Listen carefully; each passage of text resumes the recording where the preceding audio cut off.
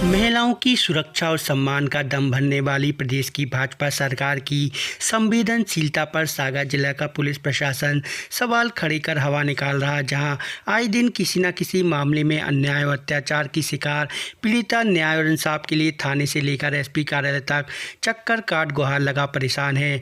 जहां न थाने में उसकी सुध ली जा रही, न आला अधिकारी के दरबार में सुनवाई कर इंसाफ मिल रहा। ताज़ा मामले में कोतवाली पुलिस की भूमिका सवालों के घेरे में, जहां थाना अंतर्गत रहने वाली एक युवती का आरोप है शारीरिक यौन शोषण उत्पीड़न के मामले में उसको लगातार शिकायत करने के बाद भी पुलिस प्रशासन मूक दर्शक वाली भूमिका अदा कर आरोपियों को बचा संरक्षण दे रहा, जिससे वह न्याय और इंसाफ के लिए दर दर भटक परेशान है।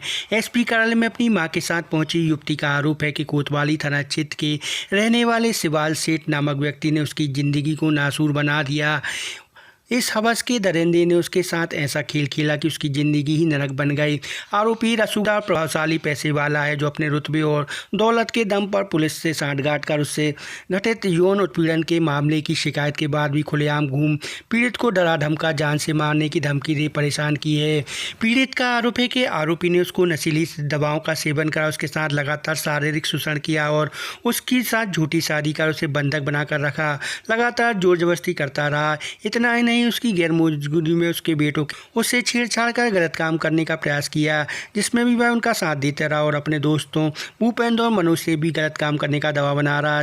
जैसे तैसे उसकी चुगल से वह बाहर निकल मां के पास पहुंची है। वह अपने दबदबे के बल पर डरा धमकारा, किसी से शिकायत की तो जान से हाथ धोना पड़ेगा, मेरा कोई कुछ नहीं बिगाड़ सकता, हर जगह सेटिंग है। उसकी दहशत से वह परेशान और न्याय इंसाफ के लिए पुलिस में मदद मांग रही। मैं दीपावली के 15 दिन पहले सवाल से अपने घर पे बंदी बनाकर किडनैप करके रखे रहा।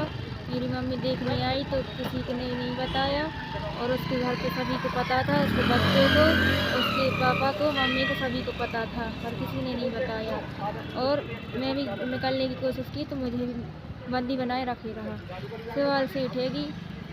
क्या काम करते हैं? इसने मुझे नशीली दवाई खिलाकर ज़बरदस्ती शादी की है, मंदिर पे से कोर्ट मैरिज नहीं की है, और झूठी शादी की है, और झूठी शादी करके किराए से रखे रहा। फिर उन्होंने जहाँ किराए से रहते थे तो दोस्त मनोज के यहाँ रखे था, मनोज रेकवार, तो उसने मेरे साथ छेड़छाड़ की। तो फिर भूपेंद्र रेकवार के यहाँ भी पहले रखे रहा था, तो उसने भी छेड़छाड़ की। तो मैंने बोला तो बोलने लगा तुझे ये सब करना होगा और मैं घर पे नहीं रख सकता। फिर मैं घर पे रहने लगी। तो फिर उसके बच्चों ने छेड़छाड़ की, तो मैंने बोली कि तुम्हारे बच्चे ऐसे हैं, तो बोलने लगा नहीं तू ही है ऐसी, तू ये सब करती हैगी और तुझे ऐसे ही रहना होगा यहाँ पर, तो तू यहाँ पे रह, नहीं तो। फिर मैं परेशान हो चुकी थी, और ये भी मुझसे गलत काम करवाता था। कई बार मालाडी एंड खिलाई हैगी, गर्भपात की गोलियाँ खिलाई हैं, और मेरे भाई को भी मारा था। अब मैं यह चाहती हूँ कि इसे सवाल सेठ को सज़ा मिले।